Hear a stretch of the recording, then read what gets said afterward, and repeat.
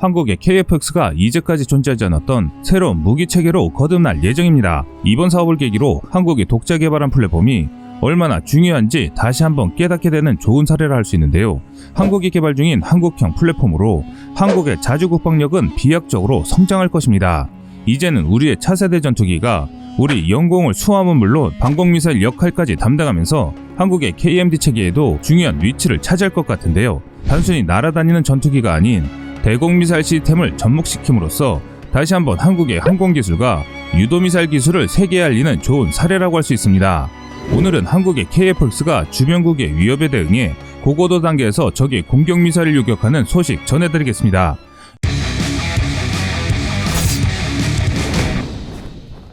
일반적으로 안티에어 미사일은 대공미사일 또는 방공미사일 시스템으로서 공중에서 날아다니는 대상을 공격하는 게 주 역할인 유도탄, 함대공, 지대공, 공대공으로 분류됩니다.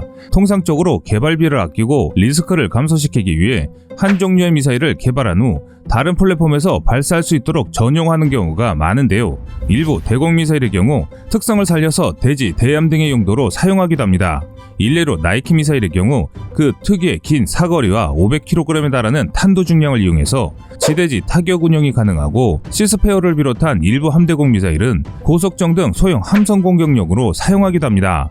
지난 9월 군 당국은 국방과학연구소를 통해 KF-X 등을 활용해 북한의 핵미사일 같은 탄도미사일을 조기에 요격하는 한국형 상승단계 요격체계 구축을 서두르고 있습니다. 한국은 2006년 한국형 미사일 방어 체계를 독자적으로 구축하는 계획을 입안하면서 현재 종말 단계에서의 하층에서 요격이 가능한 M-SAM PAP 중거리 지대공 미사일의 양산 단계에 있으며 종말 단계 중충 단계에서 요격이 가능한 LSAM 장거리 지대공 미사일을 개발하고 있습니다. 또한 국내에서는 KMD의 구축을 위해 표적 미사일의 비행기 해적에 대한 연구와 요격 미사일 유도를 위한 요격점 예측 등 다양한 연구가 이루어지고 있으며 KMD 체계를 구성하는 각 요격 체계 성능을 더욱 끌어올리는 사업을 추진하고 있는데요. 이와 함께 현재 새롭게 추진하는 것이 북한의 탄도미사일을 초기 상승 단계에서 요격할 수 있는 고속미사일이 개발되고 있음을 공개하였습니다.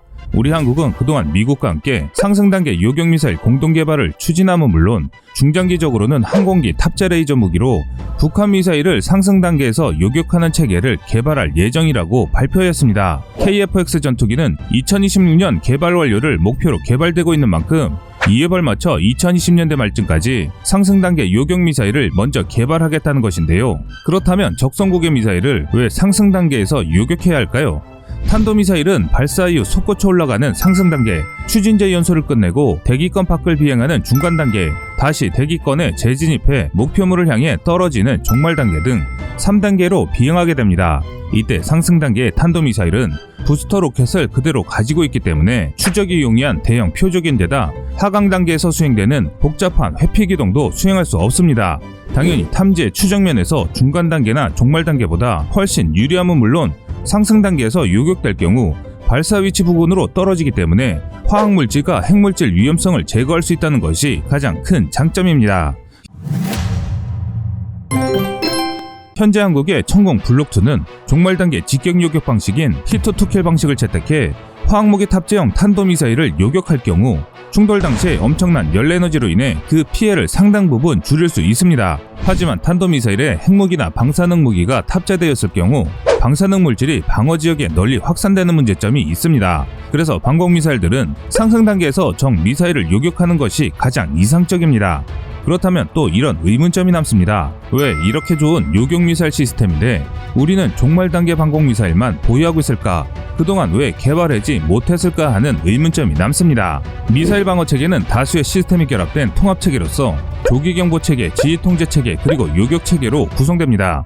미사일 방어체계의 효용성 분석은 각 시스템을 고려하여 통합적 체계로서 수행되어야 하는데요. 미사일 방어체계의 효용성 평가를 위한 방법은 방어 영역 선출과 같은 공간적 측면의 교전 분석 방법과 타임라인 분석과 같은 시간적 측면의 분석으로 나눌 수 있으며 이 중 가장 핵심이라 할 수 있는 시간적 측면 분석 방법 중 하나인 타임라인 분석을 통해 요격 가능 시간, 발사 가능 시간, 교전 판단 시간의 도출을 위한 정보 처리가 빠르게 실행되어야 합니다. 하지만 이는 현실적으로 많은 제약 조건이 따랐습니다. 광범위하게 탐지할 수 있는 레이더 시스템과 적이 쏜 미사일보다 더 빠르게 상승 단계까지 올라가야 하는 발사체, 그리고 이를 발견하고 정확한 타겟을 정할 수 있는 정보 처리 시스템을 갖추어야만 상승 단계에서 요격이 가능합니다. 그래서 미국은 2000년대 초반 북한, 이란 등의 불량 국가의 장거리 탄도미사일에 대응하기 위해 MD라고 하는 미사일 디펜스 방공미사일 사업을 시작하면서 상승 단계 무기 체계를 포함시켰습니다. 대표적으로 보잉 747 여객기에 대출력 코일 레이저를 장착해 최대 450km 밖에서 상승 단계 탄도미사일을 격추할 수 있는 ABL인 공중발사 레이저 사업을 진행했지만 기술과 비용 문제로 2011년에 중단한 바 있었습니다. 그 이후에도 F-15나 F-16은 물론 F-22와 같은 스텔스기에도 전투기에 개조 없이 탑재할 수 있는 상승 단계 요격 미사일인 엔케이드 사업을 진행하기도 했었습니다. 그러나 그 어떤 것도 실용화 단계에서 도달하지 못했는데 그 이유는 탄도미사일의 상승 단계 비행 시간이 1에서 5분에 불과해 탐지 및 요격을 수행하기엔 대응 시간이 너무 짧았기 때문이었습니다. 그래서 주로 중간 단계 및 종말 단계 요격 무기가 집중적으로 개발 및 배치되었던 것인데요. 그중 대표적인 것이 미국이 알래스카 및 캘리포니아에 배치 중인 GMD와 이지스함에 배치된 SM-3 미사일이 대표적인 중간 단계 요격 무기입니다. 그리고 종말 단계 요격 무기로 개발된 것이 한국에도 배치된 사드와 패트리엇입니다. 상승 단계 요격 무기는 기술적인 문제와 전술기 사전 배치 등의 문제로 개발이 중단되었지만 그럼에도 미국의 미사일 방어를 총괄하는 미사일 방어청 MDA는 관련 연구를 지속하고 있습니다. 그 이유는 앞에서 언급했듯이 상승 단계 요격은 탄도미사일을 발사한 곳에서 요격시킬 경우 오히려 미사일 쏜 지역의 피해가 더 커지기 때문입니다. 이 요격 방법이 상용화된다면 사실상 탄도미사일은 무용지물이 될 것이며 또 여기에 핵이나 방사능 같은 위협적인 무기를 싣는 것도 부담으로 작용할 수 있습니다. 만약 적성국이 발사한 핵미사일이 상승 단계에서 요격되면 오히려 그 지역이 방사능에 오염되거나 핵폭발 피해를 입는다고 하면 과연 이 미사일을 쉽게 쏠 수 있을까 하는데요. 그런데 이런 꿈같은 요격 방법이 현실이 됐습니다.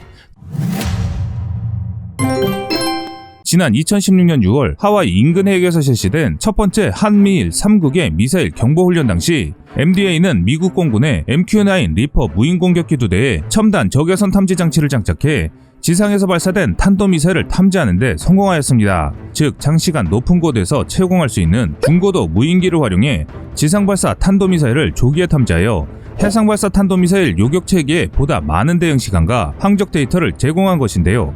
MDA는 여기에 멈추지 않고 장시간 채공할 수 있는 무인기에 상승 단계 요격 미사일을 장착해 운용하는 개념을 확보했습니다. 즉 ERWN이라고 하는 장사정거리 무기 사업을 발표하였는데요.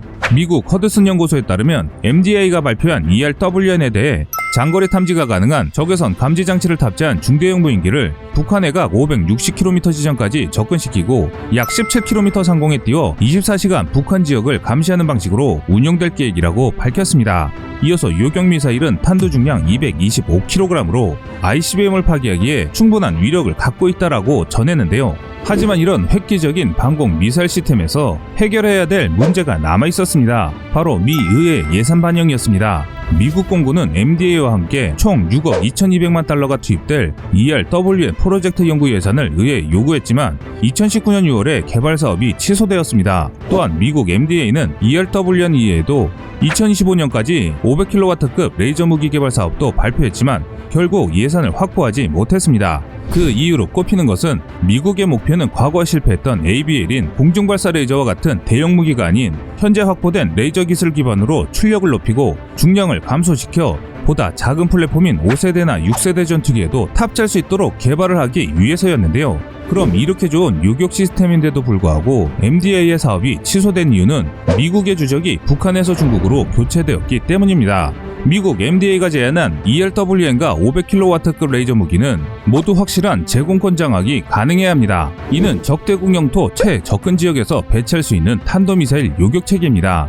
그러나 중국을 상대로 한다면 미국 해군이나 공군이 전투 초기 제공권을 확실히 장악할 가능성이 낮은 데다 광대한 중국 대력을 고려하면 사거리 500km급 요격 무기는 큰 가치가 없었던 것입니다. 즉 주적이 북한이 된다면 당연히 우리 영공에서 미국의 요격 시스템을 100% 활용할 수 있는데 그 대상이 중국이라면 요격 시스템의 사거리가 못 미칠 뿐더러 만약 이를 시행하기 위해서는 북한 영토까지 은밀히 침투해야 하는데 이러기에는 미국에게 많은 부담이 작용하기 때문입니다. 실제로 개발이 승인된 요격 무기는 SM-3 블록2B처럼 중국에서 날아오는 ICBM이나 IBM을 중간 단계에서 요격하거나 중국이나 러시아의 극초음속 활공 무기를 요격할 수 있는 무기 체계였습니다. 그런데 이런 생각하지도 못한 미국의 개발 취소 소식이 한국에게는 굉장한 호재로 등장하게 됐는데요. 바로 미국이 처음 개발하던 상승단계 방공 시스템을 우리 한국이 추진하게 된 것이죠. 대한민국은 미국이 개발 진행했던 상승단계 무기 개발을 시작함과 동시에 한국이 개발 예산 대부분을 부담하고 대신에 미국이 그동안 진행했던 기술적 지원을 얻으면서 미국과 공동 개발을 제안하고 있는 것입니다. 이로써 한국은 어느 나라에서도 시행하지 못했던 상승 단계에서의 요격 시스템 구축을 추진하고 있습니다. 지금 한국이 추진하고 있는 한국형 상승 단계 요격 체계는 현존 최강의 요격 시스템이라는 평가를 받고 있습니다. 한국형 요격 체계로 알려진 것으로는 미국, 이스라엘, 서유럽의 장점만 모아서 방공 시스템 개발을 추진하고 있기 때문이죠. 얼마 전 국방과학연구소가 발간한 국방과학기술 플러스 248호를 통해 한국형 상승단계 요격 체계에 대한 기본 개념도와 설명이 공개되었습니다. 한국형 상승단계 요격 무기는 이스라엘이 선보였던 무인기 기반 체계인 IBIS 요격 체계와 미국의 전투기 발사형 NKD 개념 그리고 유럽 EADS사의 알리라고 하는 공중발사 요격 미사일의 혼합형이라고 할 수 있습니다. 또한 여기에 고속 미사일 개념이 혼합된 독특한 무기 체계입니다. 현재 한국이 개발하고 있는 방공 시스템은 국내에서 자체적으로 상승 단계 요격의 가능성에 대한 연구를 진행하였으며 이를 구체화하는 것의 일환으로 고속 요격탄 개념 설계를 수행하였습니다. 관련 기술을 다방면으로 이미 확보한 미국과 국제 공동 연구도 제안하여 진행될 만큼 그 결과에 기대가 모아지고 있는 상황인데요. 현재 전 세계적으로 알려진 무기 체계 중 상승 단계 탄도미사일 탐지 수단으로 손꼽히는 것은 고고도 장기체공 무인항공기 E-737 PSI 조기경보기, 기타 정찰 항공기에 탑재할 수 있는 화염 탐지형 적외선 탐지 센서, 레이더와 전투기에 탑재할 수 있는 적외선 탐지 추적 장비가 있으며 이와 더불어 대기권 밖의 탐지 수단으로는 우주 배치 탐지 수단에 속하는 정지궤도위성, 지구 고궤도위성, 지구 저궤도위성, 소형 초소형 위성군을 사용하여 적이 발사한 미사일의 표적을 포착할 수 있습니다. 이 중 현재 국내 보유 중인 자산이나 가까운 미래에 도입할 자산을 고려하여 현실적으로 적용 가능한 것은 항공기 탑재 탐지 센서가 가장 적합한 것으로 알려져 있습니다. 적외선 IR 신호 탐지의 경우 특정 고도와 기상 상태에 따라 표적의 화염 특성, 탐지 장비 성능 등을 고려하더라도 전투기에 탑재된 적외선 탐지 추적 장치로 탄도미사일 탐지가 가능합니다. 현재 한국의 전략 자산이라고 할 수 있는 전투기에 탑재된 적외선 탐지 추적 장치로는 F-35 전투기의 AN/AAQ-37 EODAS와 AN/AAQ-40 EOTS 그리고 앞으로 추가될 한국 KF-X의 A사 레이더 등이 있는데요. 보통 레이더 RF 신호 탐지의 경우 표적의 측면을 레이더가 탐지하게 됩니다. 그래서 특정 탄도미사일의 형상을 기준으로 레이더 반사 특성을 해석해 미사일의 종류를 알 수 있습니다. 이는 탐지 장비 성능이 매우 중요한 역할을 하는데요. 우리 한국이 보유한 최신의 전투기와 각종 첨단의 센서들이 장착되기 때문에 탐지 능력에는 큰 무리가 없습니다. 이렇게 탄도미사일 발사 시 상승 단계에서의 IR 신호와 RF 신호에 대한 공중 배치 탐지 수단의 탐지를 진행하면 기존의 종말 단계보다 표적 포착 조건이 유리해지는데요. 이를 통해 상승 단계 탄도미사일 요격을 위한 지휘 통제 체계에는 탄도탄 작전 통제소와 중앙방공 통제소에서 우선순위를 선별해 요격에 필요한 절차를 진행합니다. 하지만 유인 전투기는 24시간 운영이 사실상 불가능하다는 단점이 존재합니다. 그래서 우선 국내에서 개발 중인 중고도 무인기에 장거리 탐지 원적외선 센서를 장착해 조기경보 수단으로 추진하고 있습니다. 이와 함께 백두투 신호정보 수집기도 동시에 탐지할 수 있는 시스템을 구축하고 있는데요. 백두투는 이미 탄도미사일 탐지용 장거리 적외선 EOTS를 탑재하고 있으며 지속적인 테스트를 통해 수백 킬로미터 밖의 적외선 표적인 가상의 탄도미사일을 탐지한 바 있습니다. 어떤 분들은 수백 킬로미터 떨어진 곳에서 발사한 탄도미사일을 어떻게 알아낼 수 있냐고 하실 텐데요. 일반적으로 탄도미사일은 부스트 단계에서 막대한 열에너지를 방출하므로 이를 멀리서 탐지할 수 있습니다. 고도 10km 이상의 성층권 이상부터는 대기 활동을 진행하는데요. 쉽게 이야기해 이곳에서는 구름이 없어 500km 이상에도 탐지가 가능합니다.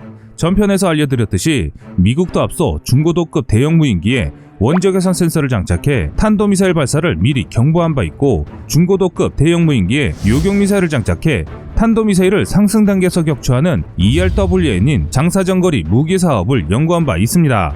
그래서 탐지 수단은 이미 증명된 기술이 존재하기 때문에 한국은 이런 기술을 활용해 북한 탄도미사일에 대응할 수 있는 탄도탄 작전통제소 KT모스를 수년 전부터 운영하고 있습니다. 또한 다른 나라의 사례를 보면 이스라엘과 미국이 중고도 무인기에서 직접 상승 단계 요격 미사일을 발사하는 개념을 이미 20년 전부터 발표했습니다. 이스라엘은 1991년 걸프전쟁 당시 이라크의 탄도미사일 공격에 시달린 적이 있습니다. 그래서 걸프전 종전 이후 아랍 국가들의 탄도미사일 위협에 대응하고자 1993년부터 탄도미사일 요격을 위해 개조된 파이썬3나 파이썬4 단거리 공대공 미사일을 유무인기와 조합해 상승 단계 요격을 시도하는 방안을 연구하기 시작했습니다. 그 결과 이스라엘은 이를 IBIS 이스라엘 상승 단계 요격 시스템이라고 명명했는데요. 이스라엘은 IBIS를 구성하기 위해 1톤급 탑재 용량을 확보한 대형 고고도 UAV인 HA-10을 개발하였습니다. 이와 동시에 탄도미사일 요격을 위해 마하 6의 속도로 80km 이상을 비행할 수 있는 파이썬 공대공 미사일 기반의 미사일인 모압도 설계했습니다. 이스라엘은 HA-10 무인기에 탄도미사일의 발사를 포착할 수 있는 IRST 적외선 영상 추적 장비와 4발의 요격 미사일을 탑재해 최대 24시간까지 의심 지역의 중고도와 고고도에 채공시킬 예정이었습니다. 만약 이때 적의 탄도미사일 발사를 포착하면 모압을 이용해 유격한다는 시나리오를 목표로 개발을 추진했습니다. 이스라엘이 IBIS 개념을 개발한 이유는 1991년 걸프전쟁 당시 미국 공군이 이라크의 이동식 탄도미사일 발사대 파괴를 위해 사용한 스쿼드 헌터와 같은 사전 타격 개념이 실패했기 때문이었습니다. 당시 미국 공군은 쌓인 합성개구 레이더와 ATR 자동 표적 인식 기능을 가진 E-8 조인트 스타즈와 F-15E 전투기를 동원해 이라크군의 이동식 탄도미사일 발사대를 추적해 사냥했는데요. 하지만 이 개념은 가장 우선적으로 제공권 장악이 반드시 필요한 데다 적의 기만체의 소가 넘어가지 않고 정확한 미사일 발사대를 파괴한다는 전제 조건이 깔려 있었습니다. 당시 그 많은 미국의 F-15 전투기가 출격하였지만 이스라엘 모사드가 확보한 첩보에 따르면 확실히 파괴한 것으로 인정받은 이라크 이동식 스쿼드 발사 차량은 단 2대에 불과했습니다. 그래서 이런 문제를 극복하고자 이스라엘은 이라크 탄도미사일에 대응해 3중 방어 체계를 구상했으며 그 1단계가 상승 단계 요격 체계인 IBIS입니다. 그리고 중간 및 고층 요격 미사일로 에로우가 개발된과 동시에 종말 단계에서는 패트리어급의 요격 미사일을 사용하고 있습니다. 그러나 이스라엘은 해당 사업을 1998년 검토 이후 예산과 기술상의 문제로 인해 1999년에 IBIS 추진을 포기했고 그나마 연구되던 HA-10 무인기는 현재 하론 중고도 무인기로 재탄생했습니다. 해당 사업이 취소된 이유는 이라크의 붕괴와 자신들을 노리는 국가들의 탄도미사일 기술 부재로 실질적으로 이스라엘에는 탄도미사일의 위협보다는 방공미사일의 효용 가치가 더 컸기 때문입니다. 그래서 기존의 기술을 재설계해 탄생한 것이 세계 최고의 방공 시스템인 아이언돔입니다. 한편 미국의 엔케이드 프로그램은 2005년부터 200만 달러의 초기 연구비를 투자해 항공기가 탑재한 미사일로 상승 단계 탄도 미사일을 요격하는 ALH-TK 공중발사 타격 구상을 연구하기 시작하면서 새롭게 구상했는데요. 하지만 MD 미사일 방어 구성 요소 가운데 장거리에서 상승 단계 탄도 미사일을 요격하는 것을 목표로 하던 ABL 공중 배치 레이저 체계나 중간 단계 요격 체계인 KEI, MKV 사업은 모두 포기되었습니다.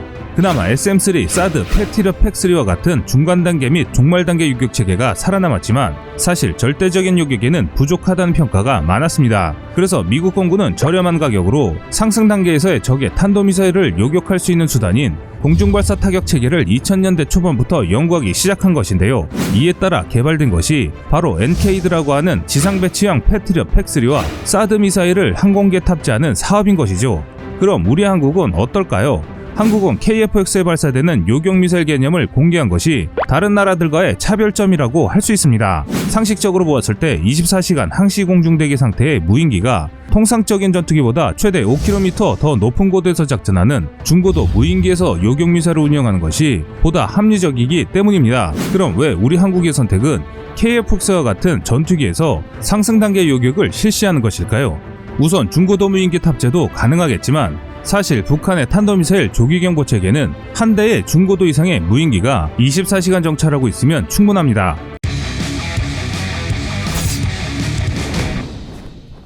중고도 무인기의 경우 설계에 따라 달라지겠지만 2에서 4발의 요격미사일을 장착할 수 있기 때문에 KF-X와 같은 전투기와 탑재량 면에서는 큰 차이는 없습니다. 하지만 문제는 전투기에 맞먹는 제작 비용과 단일 요격 임무에만 사용하는 것은 한국의 국방 예산이 허락하지 않기 때문입니다. 반면 유인기 요격이 단점만 있는 것은 아닌데요. 장점으로는 KF-X와 같은 전투기는 보다 표적에 가깝게 도달할 수 있는 데다 속도가 마하 0.6 수준에 불과한 중고도 무인기와 비교해 빠른 속도를 낼 수 있습니다. KF-X는 필요하다면 마 1.5 수준까지 가속할 수 있습니다. 당연히 KF-X 등의 전투기에 탑재되는 쪽이 동일한 요격미사일을 사용해도 사거리와 속도가 대폭 늘어날 수 있기 때문입니다. 특히 마의 속도에서 미사일을 발사하면 미사일의 부스터 단계가 필요 없기 때문에 시작과 동시에 가속할 수 있습니다. 이는 연료의 소모량을 줄일 수 있고 그로 인한 사거리가 크게 늘어나는 효과가 발생합니다. 이렇게 KF-X를 상승 단계 요격 미사일의 무기 체계로 쓰는 것은 미국은 이미 2010년 초반에 엔케이드라는 상승 단계 요격 미사일을 개발한 바 있습니다. 단순히 미사일 재원을 따지고 보면 현재 한국이 개발한 천공 블록2 지대공 미사일을 그대로 사용해도 가능하다는 결과가 나왔습니다. 그런데 이렇게 개발이 어렵지 않음에도 미국은 사업을 중간에 포기한 이유는 사거리가 160km 수준에 불과해 항시 목표 상공 부근에 전투기가 대기할 필요성이 있었기 때문이었습니다. 하지만 한국은 미국의 이런 문제를 해결하고자 한국형 상승 단계 요격 미사일은 엔케이드보다 훨씬 강력한 로켓 모터를 사용함은 물론 한국이 자랑하는 직격 충돌과 측추력기를 활용해 요격 가는 거리를 보다 넓힐 것으로 알려졌습니다. 이 말 뜻은 한국형 요격 미사일은 미국의 요격 시스템이 아니라 서유럽 개념을 도입했다는 것인데요. 그래서 상승 단계 탄도미사일 요격을 위한 극초음속 요격탄의 개념 설계로 추진된 것이 현재 개발 중인 극초음속 공대공 미사일로 추진될 예정입니다. 그런데 한국의 놀라운 일들은 여기서 멈추지 않았습니다. 다른 나라들은 생각하지 못한 개념을 도입하면서 현존 최강의 상승 단계 탄도미사일 요격 시스템이 만들어지고 있는 것인데요. 대한민국이라는 나라가 참으로 대단한 것이 우리보다 뛰어난 기술력을 갖고 있는 나라들도 개발 못하는 것을 우리는 종종 만드는 경우가 있습니다. 우리는 처음 부족한 기술로 남의 것을 배우고 그 기술을 발전시켜 그들의 원천 기술보다 더 뛰어난 제품을 만드는 놀라운 능력을 갖고 있습니다. 이는 단순한 카피가 아니라 그것을 재해석하고 재설계할 수 있는 손과 머리가 있기 때문입니다. 그래서 다른 국가들이 한국을 놀라워하며 감탄한 것입니다. 오늘은 세계 유일의 상승 단계 탄도미사일 요격 시스템을 구축하는 한국의 마지막 소식 전해드리겠습니다.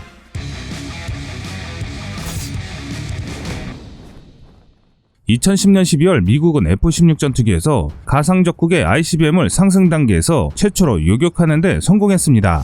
ICBM 역할을 수행한 로켓이 발사되고 F-16이 목표 탄도미사일까지의 거리를 160km까지 좁힌 다음 AIM-9X 미사일 2발을 발사하는 방식으로 이루어졌습니다. 사실 당시 테스트는 탄도미사일 표적을 추적할 수 있도록 개량된 AIM-9X 기반의 적외선 시커가 정상적으로 표적을 식별, 추적할 수 있는지를 점검하고자 마련된 것이었는데요. 그런데 AIM-9X 미사일이 실제 표적을 추적한 이후 최적 경로로 표적에 접근해 파괴하는 바람에 당시 관계자들은 당혹감을 감추지 못했습니다. 이런 생각하지도 못한 시험 발사가 적성국의 탄도미사일을 원천적으로 무력화시킬 수 있는 새로운 전술 개념이 탄생하게 됐는데요. 이렇게 시작된 미국의 상승 단계 탄도미사일 요격 사업인 엔케이드는 레이시온사가 2017년 12월에 수행된 요격 시험 결과를 기반으로 AIM-10C5 암남 공대공 미사일을 개조하는 방법으로 엔케이드를 개발하기 시작했습니다. 엔케이드는 기존 전투기에 손쉽게 통합될 수 있도록 AIM-120 암남의 크기를 유지했지만 내부에 연장형 로켓 모터를 장착함과 동시에 공기 밀도가 희박한 고고도용 자세 제어 로켓 모터를 추가했습니다. 그리고 AIM-9X에서 가져온 FPA 방식의 연령상 시커에 SM-3나 사드 개발 등으로 축적된 신호 처리 능력을 부여함으로써 탄도미사일 공대공 요격 시스템으로 거듭났는데요. 요격 방식은 미사일 직격을 통한 히트2킬을 통한 운동에너지 전달로 상승 단계에서 탄도미사일 파괴를 노리는 만큼 탄두는 많은 양을 사용하지 않았습니다.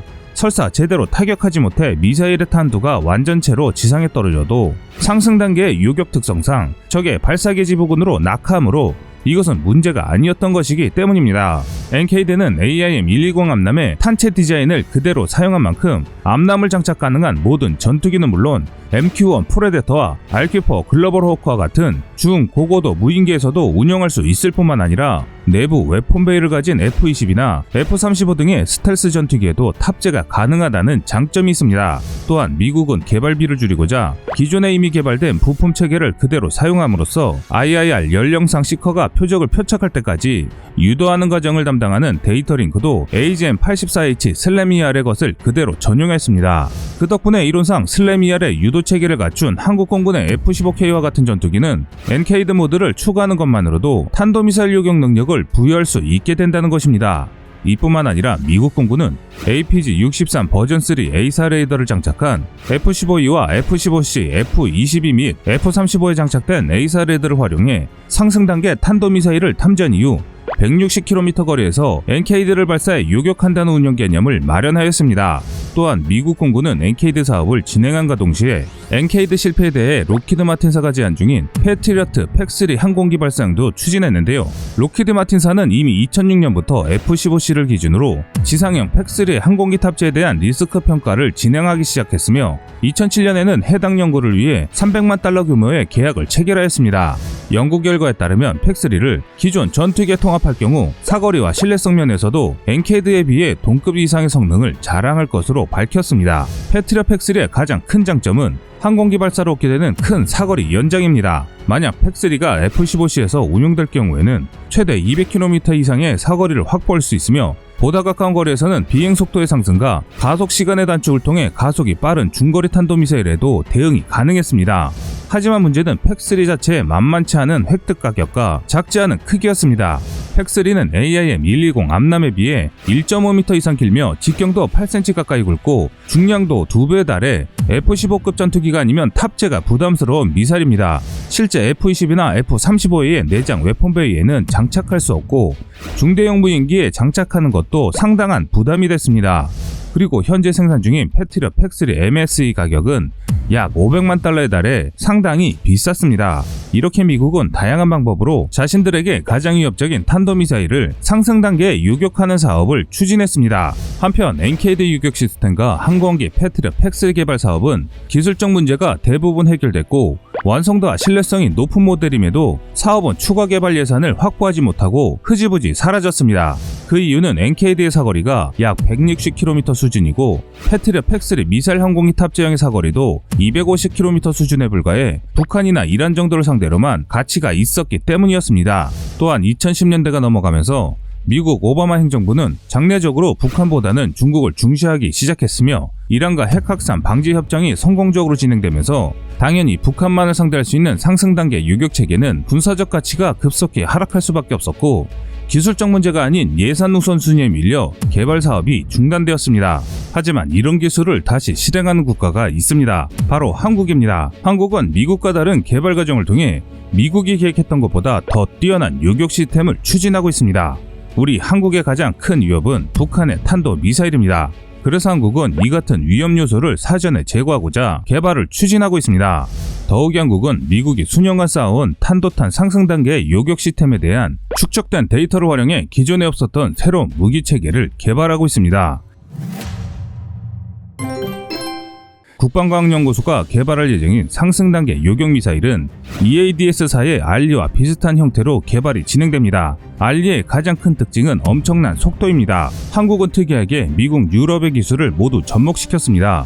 과거 유럽의 EADS-4는 최대 마하 12의 극초음속을 목표로 하는 미사일을 개발 중이었는데요. 이는 전술 탄도미사일의 짧은 부스트 과정에서 포착과 요격을 수행하기 위한 것입니다. 한편 우리 대한민국 영공에서 약 300km의 거리 내에 북한의 주요 탄도미사일 기지가 배치되어 있습니다. 만약 이곳에서 탄도미사일이 발사될 경우 일반적으로 요격 가능한 저속 구간은 실질적으로 60초 내외입니다. 이를 향해 마하 6의 속도를 내는 요격미사일을 발사할 경우 요격미사일의 사정거리와 관계없이 탄도미사일 발사 위치가 120km 이내에 위치한다면 거의 대부분의 탄도미사일을 상승 단계에서 요격할 수 있습니다. 그리고 속도 변화, 발사 후 반응 시간 등의 요소를 포함할 경우 실질적으로 120km 이내에 위치하지 않을 경우 사실상 요격 기회를 잡는 것이 불가능한데요. 만약 요격 미사일이 2배의 속력인 마하 12의 속도를 낼 수 있다면 요격 가는 거리는 2배인 200km 이상으로 늘어나고 대응에 소요되는 여유 시간을 확보할 수 있습니다.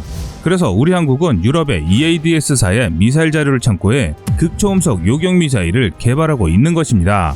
유럽은 고속 비행 능력을 성사시키기 위해 2003년부터 저고도에서 마하 7의 극초음속을 유지하는 능력을 시험해왔으며 마하 6.62까지 가속할 수 있는 능력을 입증하였습니다.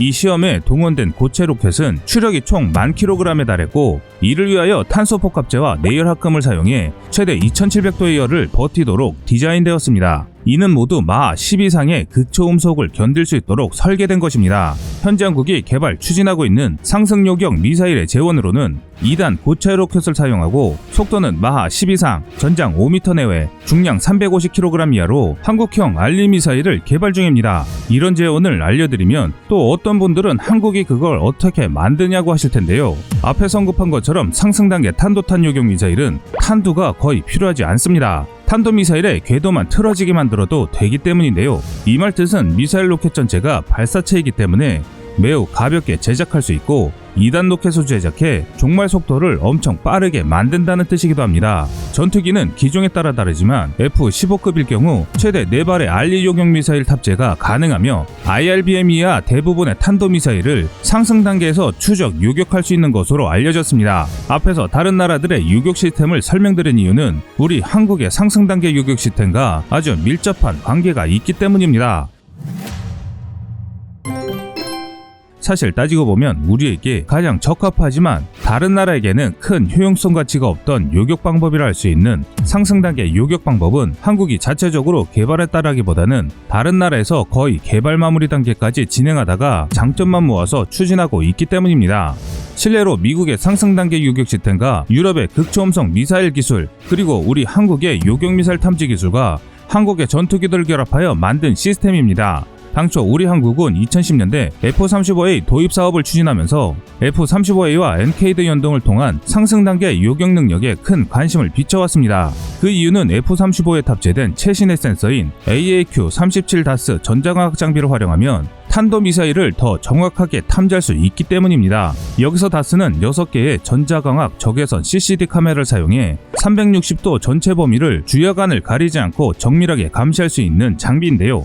여기서 F-35A가 중요한 이유는 강력한 스텔스 능력을 활용해 적의 초근접거리까지 초계 활동을 수행할 수 있고, 이와 동시에 다스를 통해 탄도미사일을 탐지하면 기술을 발사 방향으로 돌리고 APG-81 A사 레이더를 운용해 탄도미사일의 좌표와 정확한 거리를 측정할 수 있습니다. 여기에 한국형 NKD 요격 미사일을 운영하면 아주 성공적인 상승 단계 요격 체계로 거듭나기 때문입니다. 북한 영토 안에 약 10에서 12개 NKD 탑재형 F-35A 전투기가 있으면 북한 영토 안에서 발사된 모든 탄도미사일을 요격할 수 있다는 보고서가 작성됐을 만큼 한국 공군은 F-35A를 도입해 북한 이동식 발사대를 탐지 및 추적함과 동시에 전시가 되면 파괴하는 전략을 세우고 있습니다. 이것이 2010년까지의 한국의 상승 단계 요격 시스템이었습니다. 하지만 한국과 미국의 NKD 사업은 조용히 사라져버렸습니다. 이는 당시 한국 공군에 의해 한국 해군도 세종대왕급 이지스함을 건조함과 동시에 미국에서 탄도미사일 저층 방어에 특화된 SM-2 요격미사일 도입 사업을 기획하였기 때문입니다. 하지만 SM-2 요격미사일 개발 사업이 미국의 낮은 개발 의지로 인하여 취소되면서 우리 한국은 당황스러울 수밖에 없었습니다. 이로 인해 그동안 추진했던 한국의 해상 기반 탄도미사일 저층 방어 사업은 시작도 못하고 완전히 공중분해된 사례가 발생했습니다. 그러나 세상이 바뀌면서 한국의 상승 단계 탄도미사일 사업이 다시 고개를 들었습니다. 한국은 북한 탓에 세계적 수준의 탄도미사일 요격 기술을 보유하게 되었고, 이를 기반으로 한국형 이지스함을 연동해 해상 탄도미사일 요격 체계라는 시스템을 세계에 알렸습니다. 이런 한국만이 갖고 있는 노하우로 이제는 그 어느 나라도 현실로 만들지 못했던 한국형 상승 단계 요격 미사일을 구현하고 있습니다. 이것이 마무리된다면 우리 한국은 다른 어떤 나라도 구축하지 못했던 차세대 탄도미사일 다층 방어 체계를 실현하는 것입니다. 개발비 8조 8,304억 원. 이렇게 엄청난 금액이 들어가는 사업은 바로 KF-X의 개발 비용입니다. KF-X는 다중위성 배열인 A사 레이더를 탑재한 채 내년 상반기에 출고될 예정입니다. 2022년 상반기 초도 비행 시험을 시작해 2026년 개발 완료가 목표로 알려지면서 세간에 어느 정도의 윤곽은 이미 드러난 상태인데요. 그런데 전투기 개발에 필수적인 공대공 미사일, 공대지 폭탄 등 체계 통합이 가능한 항공무장의 윤곽이 잡히지 않으면서 한때는 KF-X에 대한 불안감이 커졌습니다. 하지만 KF-X의 무장 체계가 속속 드러나고 있으면서 관심이 더욱 집중되고 있습니다. 여기서 우리가 주목할 것은 우리의 KF-X가 현존하는 전투기 중에는 가장 화려한 무장을 할 수 있다는 것인데요. KF-X에 탑재되는 항공무장의 특징은 미국, 독일, 영국, 한국산 등 그야말로 다국적 무장이라는 점이며, 그 다국적 무장도 뛰어나지만 모두 해당 분야에서 정점을 찍는 무기들을 장착한다는 것입니다. 오늘은 한국의 차세대 전투기 KF-X가 왜 4.5세대 전투기 중 최상위 포식자가 되는지에 대해 알아보겠습니다.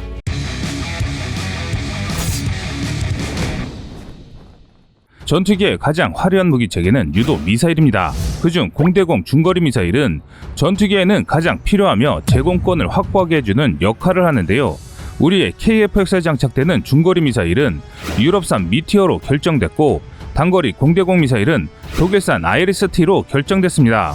현재 KF-X는 유럽산 공대공 미사일, 국산, 미국산 공대지 폭탄 등의 체계 통합에 필요한 기술 자료를 순차적으로 확보해 체계 통합을 진행 중입니다. 하지만 이렇게 완벽한 무장 체계를 얻기까지 국가 간 이견과 우리 내부 업체 간 이견으로 인해 먹구름이 들이운 적이 있었습니다. 우선 첫 번째로 문제였던 장거리 공대공 미사일인 ALCM 탑재를 위한 개발 방식을 둘러싸고 예기치 못한 암초를 만났기 때문이죠. ALCM은 KF-X의 전력화와 수출에 막대한 영향을 끼치는 핵심 무장입니다. 그동안 논란으로 자리 잡고 있는 것이 ALCM 개발 방식을 둘러싸고 업체 간 논란이 그 첫 번째입니다. 그동안 국방과학연구소와 LIG 넥슨이 공동으로 내년 10월까지 4년간 ALCM 탐색 개발을 추진해오는 와중에 방위사업청이 지난 6월 방위사업추진위원회를 통해 업체 주도로 ALCM을 개발하는 안을 상정하면서 방사청과 ADD 간 이견을 보였기 때문입니다. 개발 지원으로 ALCM 전력화 차질이 발생할 경우 어렵게 차체를 개발하고도 무리한 욕심으로 파업해 국산화를 추진하다가 10년 넘게 개발이 지연된 K2 흑표전차 전차를 밟는 게 아니냐는 우려가 제기됐기 때문입니다. ALCM은 KF-X의 성패를 가는 핵심 무장입니다. 크기와 사거리를 줄인 국산 경공격기 FA-50용 ALCM 개발과도 연계되어 있는데요. 체계 통합 기술력과 우수한 성능의 ALCM이 탑재된 KF-X의 전력화는 FA-50 및 KF-X 수출과도 직결되며 KF-X 사업의 운명을 좌우할 핵심 사안입니다. 하지만 한국형 타우러스 개발 도입이 확정되면서 그동안 불안 요소로 자리 잡았던 ALCM 문제는 이제 해소됐는데요. 사실 한국은 한국형 ALCM 개발을 위해 막대한 비용을 투자하며 철저한 계획을 세웠습니다. 전 세계적으로 ALCM을 독자 개발할 정도의 기술력을 갖춘 나라는 미국이 유일합니다.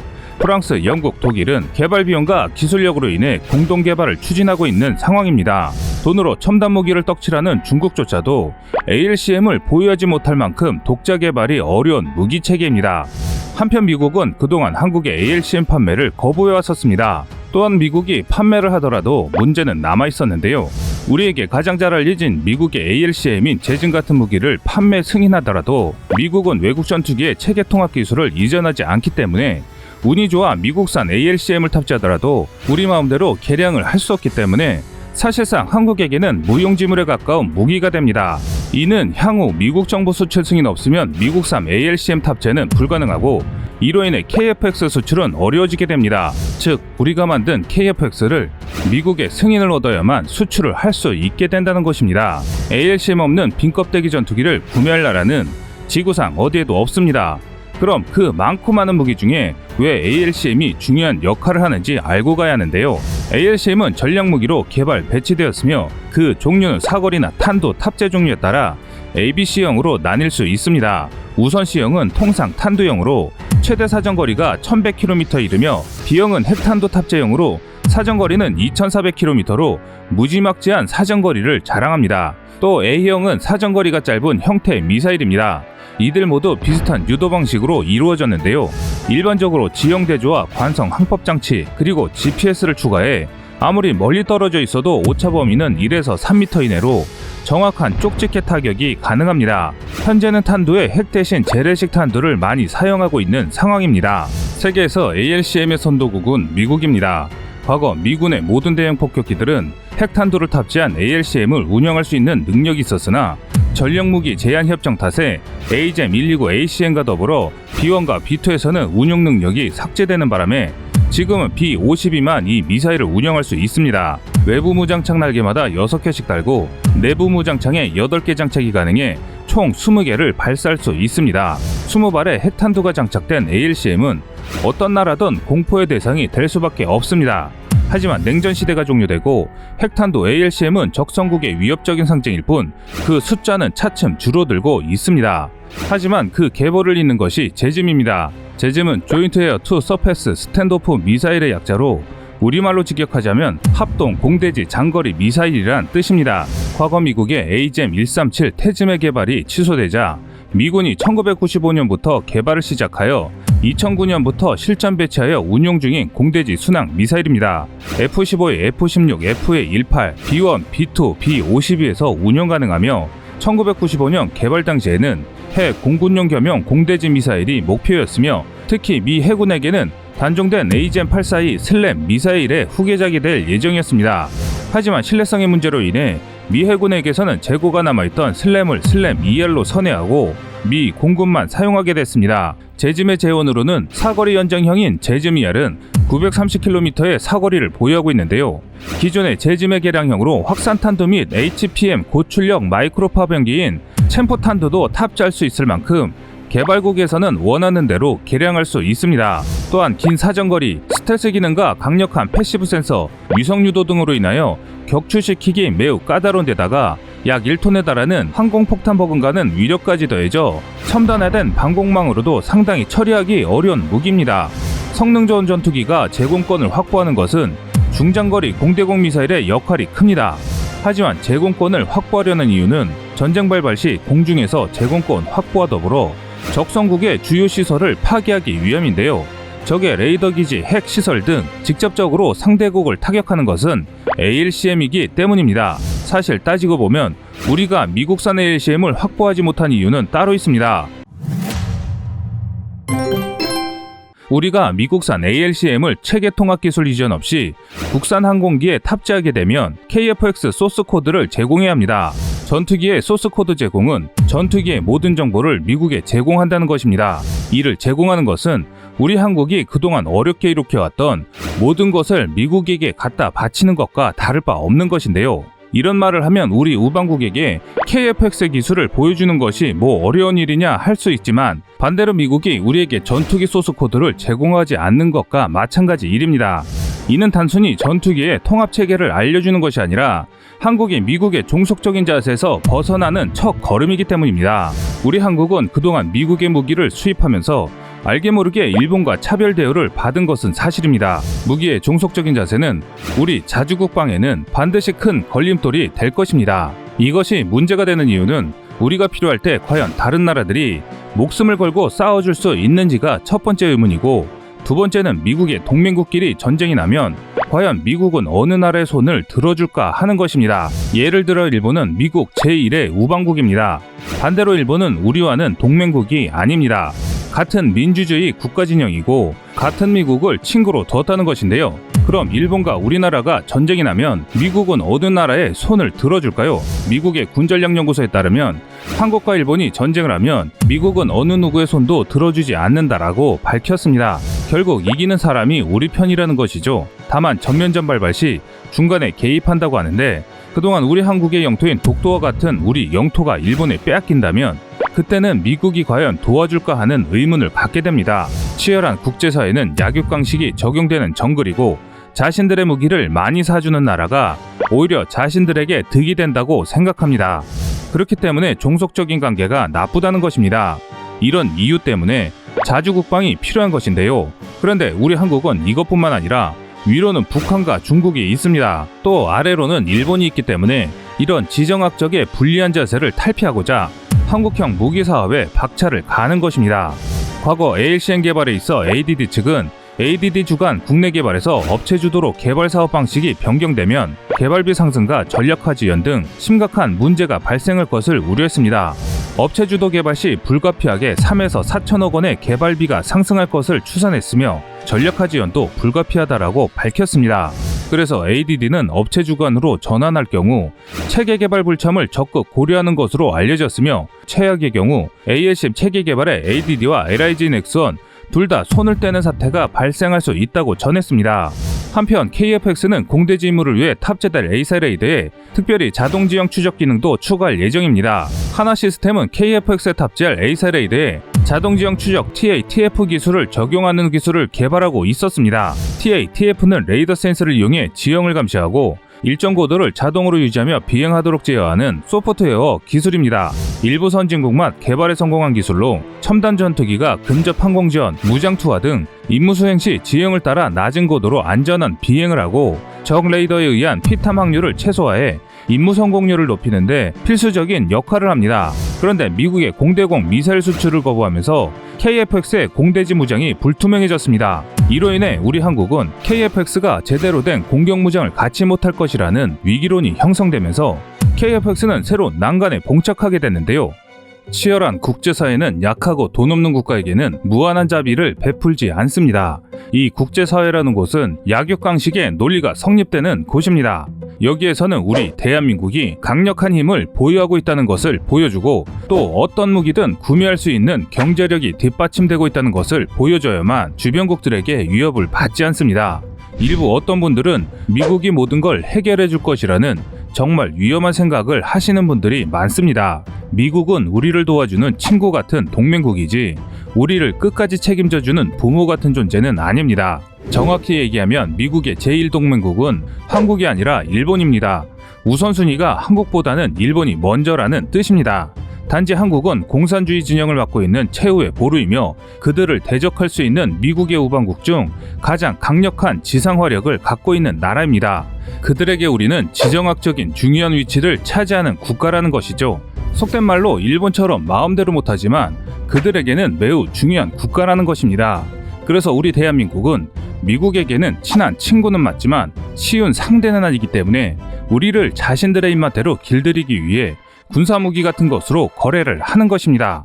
한편 한국형 전투기 KF-X의 개발 사업은 여러 난관들이 있었으며 그동안 미국산 무장체계 수출 금지는 최대 난제에 속했습니다. 이 과정에서 우리는 KF-X의 시제기를 제작했으며 2021년이면 시제기 1호가 출고됐고 2022년 상반기에는 시험 비행이 예정되어 있습니다. 애초 공군 차세대 전투기로 미국 록히드 마틴사의 F-35를 구매하는 대가로 전투기 4대 핵심 기술을 이전받아 KF-X 사업을 진행한다는 계획이었지만 미 의회가 4대 핵심 기술의 이전을 거부하여 직접 4대 핵심 기술을 개발해야 했습니다. 많은 우여곡절 끝에 국내 연구소와 방위산업계가 노력하여 4대 핵심 기술의 국산화가 이루어졌고 이를 발판으로 군 당국과 방산업계는 지난해 9월 KF-X 전체 체계에 대한 상세 설계 검토 회의 통과를 선언했습니다. 그러나 연말 KF-X 시제품에 장착할 미사일 등 미국산 무장체계 수입이 최종적으로 거절되면서 미국은 동맹국들에게 상호 운용을 강조하여 자국의 무기를 수입하게 하거나 무기 체계에 편입하도록 하고 있습니다.